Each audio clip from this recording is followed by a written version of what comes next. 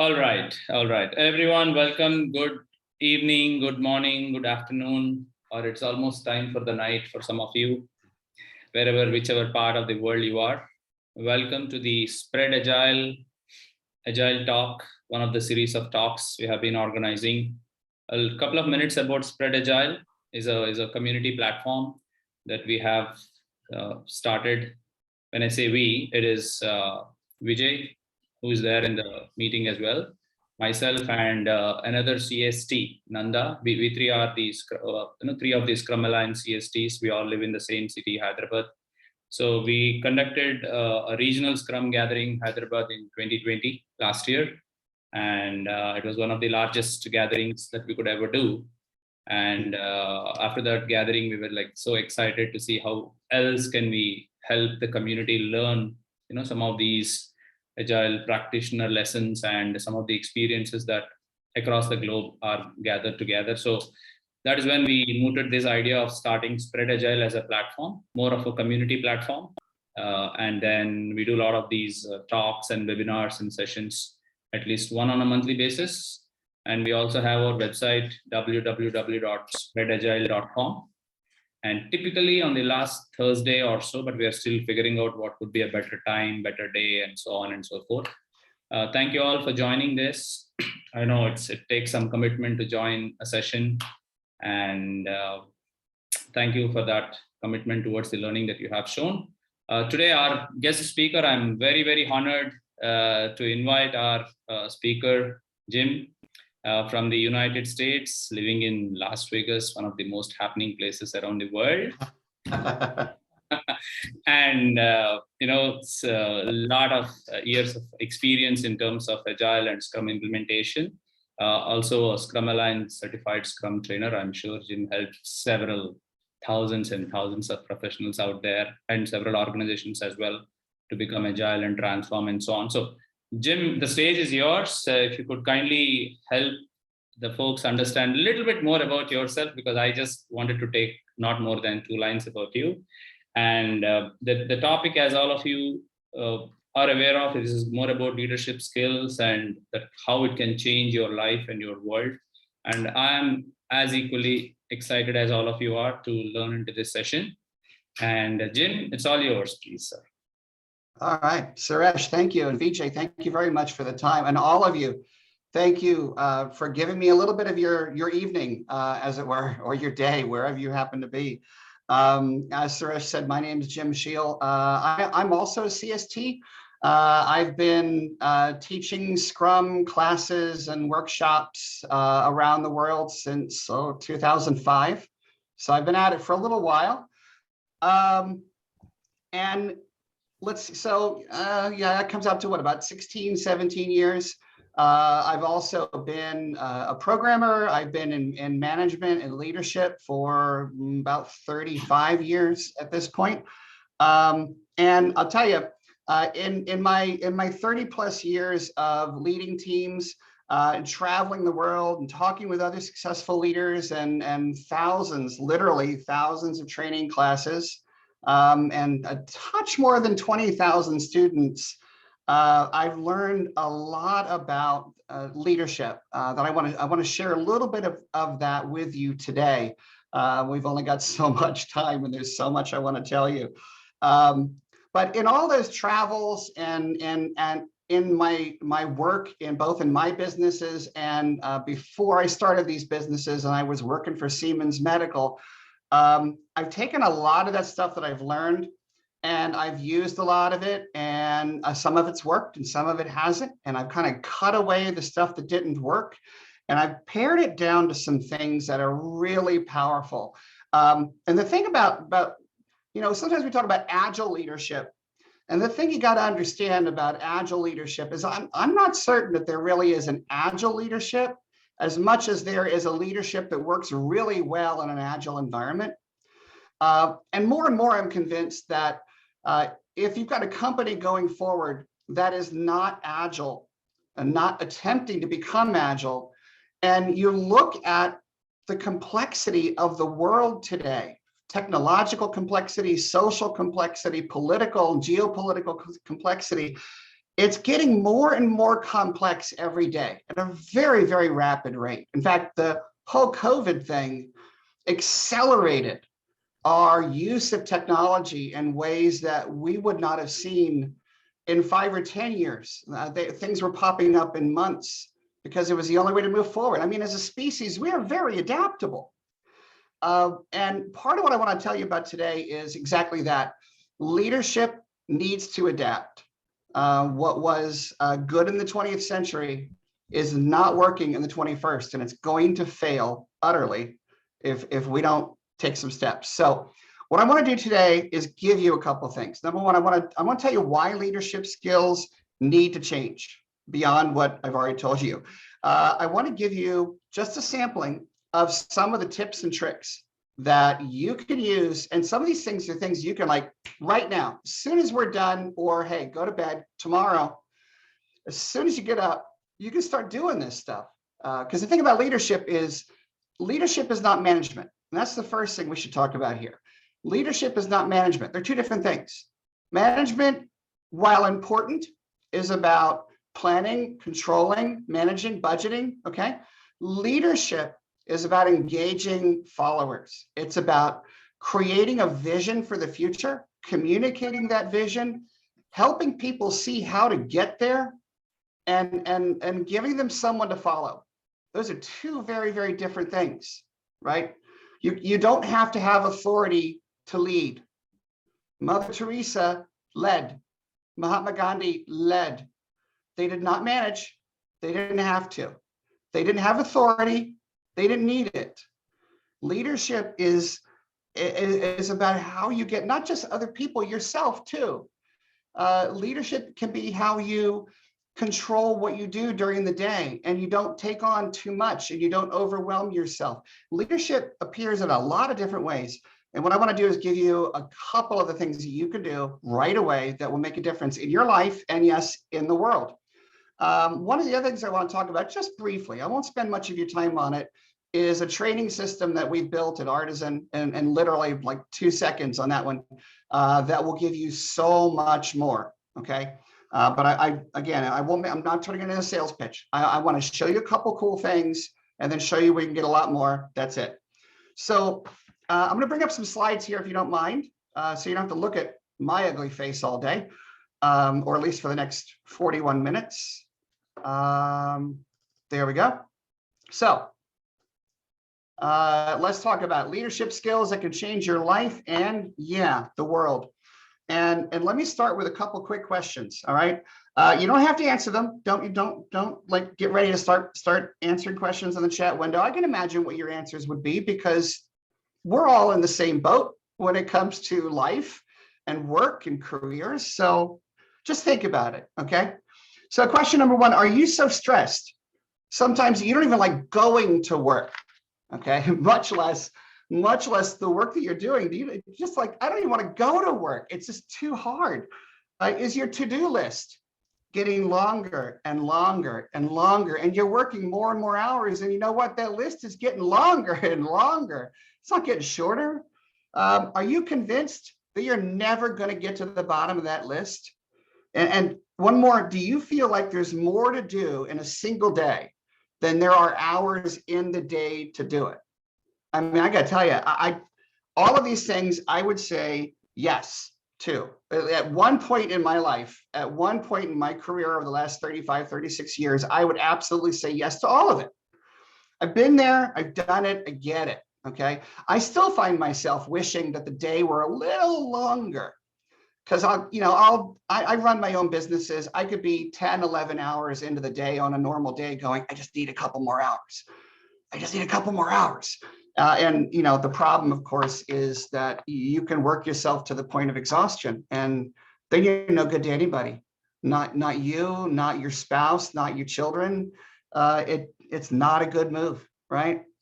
So the biggest problem in today's work environment is that things happen every day. Now I want to talk about this stress for a second, right? Things happen every day that cause in the human body what's called a fight or flight response. And probably a lot of you are familiar with that fight or flight response.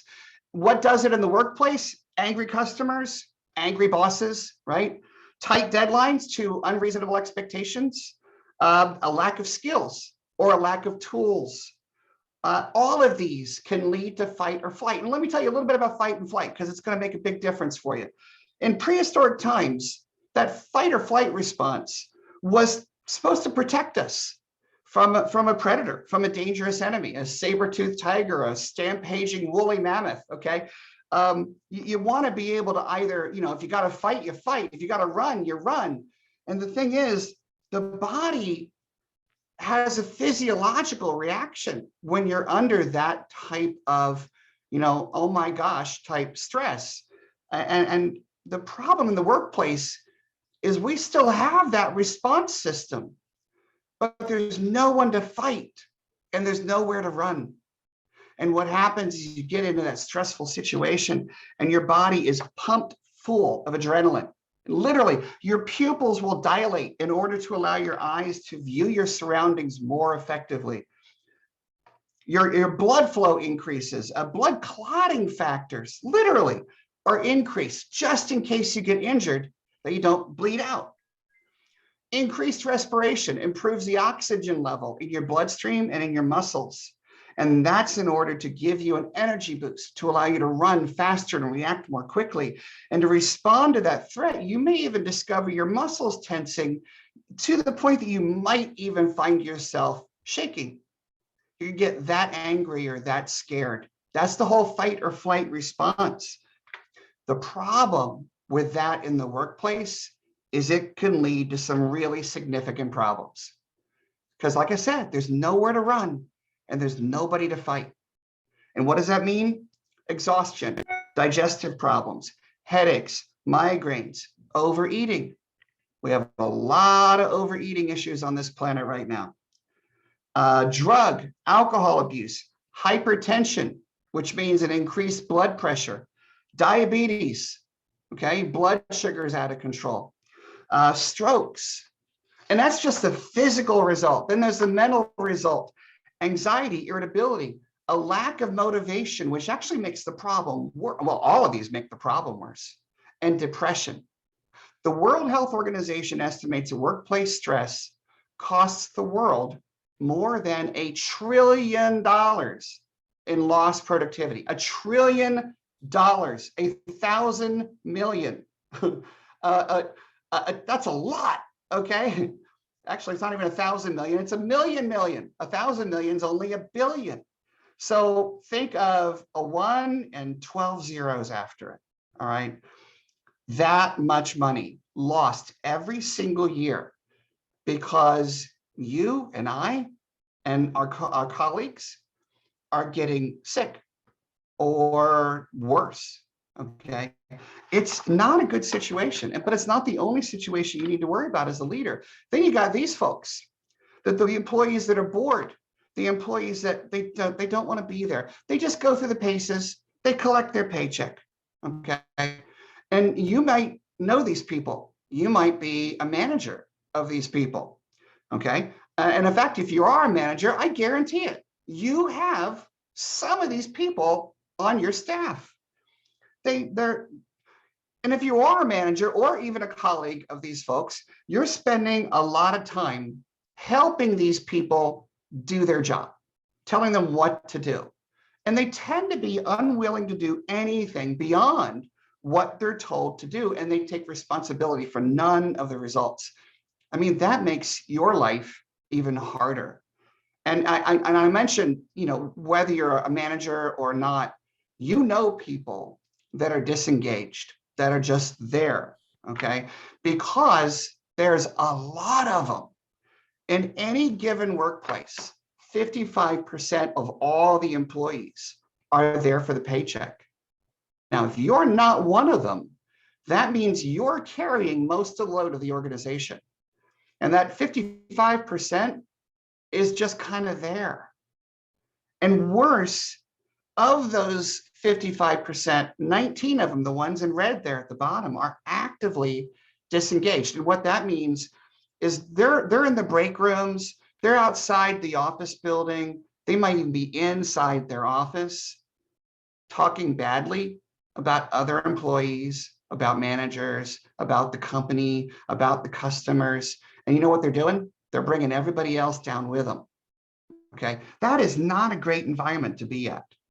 And guaranteed at your workplace right now, you have not just disengaged employees, you have a few actively disengaged employees right now. That's making it harder for anybody, you, your teams, your colleagues, to meet their goals, to meet your goals. There may even be people whose names are running through your heads right now. These are the people that complain constantly. It's incessant. They only do what they have to do, and no matter what is going on, they're out of the office when it's time to go. Okay, but let's talk about what things could be like with some new leadership skills. Okay, and if you're like me, what you really want to do when it comes to your life and your career is get stuff done. Okay, you want to finish the important work. You want your to-do list under control. All right, and you want time left over to learn new skills, new stuff, plan new approaches, and plan new strategies. Okay, wouldn't it be nice to have inspired, engaged people around you, not just working for you if you're a manager, but all around you, because that stuff is infectious. If everybody around you is going, yeah, this is great, let's go, you will be too, and it'll be easy to be there. Okay, imagine what it feels like to go to work with a purpose, to know who you are helping and why, and to feel like you've accomplished something by the end of the day, right? And let's put those people together into some highly productive teams that take control of their work and they attack it without having to be reminded by anybody, without constant prompting, without micromanagement, without having someone looking over your shoulders and telling you what to do and reminding if you're not doing it fast enough. Wouldn't that be nice? Think about what it would be like to be in an organization where everybody knows their role, okay? Where everybody has the information they need, where they have what they need to make the decisions they have to make, and everybody understands what success looks like and takes responsibility for their part in creating it. It all comes from strong leadership, okay? Killing all those problems, the stress, the going to the disengaged employees, all of that they can be corrected with up-to-date leadership skills, okay? All of this stuff, going to work for a purpose, having highly productive teams, everyone in the organization owning their part, it's all about up-to-date leadership skills. But before you start diving into the leadership skills, you got to understand why. What happened? Why is leadership different? And folks, it is very different than it was 50 years ago. It is very different than it was 100 years ago, okay? In fact, here's the reality that a lot of people don't want to hear, okay? Most, if not all, of the leadership skills that you've learned in the past are old, ineffective, or just flat out wrong. Now, that's not always a great message to hear. And when I say it, I'm not saying you messed up. No. I'm saying leadership is not something you're just born to. Leadership is learned. And like any good skill, you have to keep relearning. It's not something you stop learning. You don't become a leader and say, great, I'm done. I got it. I just do this for the rest of my, no. It doesn't work that way. The world has changed a lot in the last 50 years, and it continues to change at a faster and faster and faster pace. Leadership skills most businesses teach, most schools teach, are based on the skills, of wartime heroes and wartime politicians from the 20th century. I mean, the 20th century was filled with wars. I mean, I hate to say it, I hate to admit it, but there you are. It was filled with wars. Nasty wars. And here in the United States, we had people like, Franklin Delano Roosevelt and Dwight Eisenhower and Harry Truman and George Patton and Admiral Nimitz of our Navy and the Pacific Fleet. They became the leadership models for the people that built Ford, General Motors, and Boeing and IBM. And as those companies grew larger and larger, thanks to, in a large part, wartime spending, control of information, which is key, decisions, which is also key to good leadership, became isolated to a smaller and smaller and smaller group of executives who told everybody what to do. Now, a little off topic for a second, but let's talk about a small group of executives telling people what to do and making decisions for everybody else. I'm sure you're all familiar with a company by the name of Kodak. They used to make little cameras and film, okay? And you know what? There isn't a whole lot of Kodak left. They've gone bankrupt, can't talk. They've gone bankrupt 3 times since the 1990s. You know why? Because in 1974, their chief scientists came to them with this new cool idea for digital photography. And you know what the think tank did at Kodak? The decision makers, that core small group of managers, they said it would never be commercial. It wasn't necessary. And they boxed it. They put it away. And they are gone because they missed it. Kodak could have been Apple. They could have been Nokia. They could have been almost anything they wanted to be, but for that one silly decision. And you know why it was such a silly decision? Because they took